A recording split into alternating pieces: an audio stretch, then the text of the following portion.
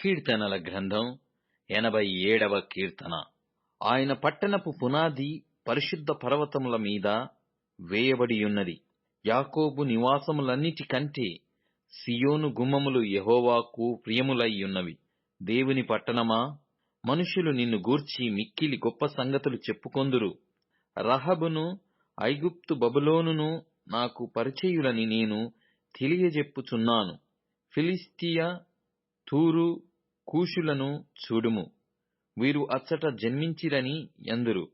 ప్రతి జనము దానిలోనే జన్మించెననియు, సర్వోన్నతుడు తానే దాని స్థిరపరచెననియు సియోనును గూర్చి చెప్పుకొందురు.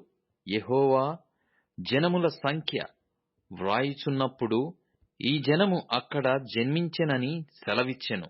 పాటలు పాడుచు, వాద్యములు వాయించుచు, మా ఊటలన్నీయు నీయందే యున్నవని వారందురు.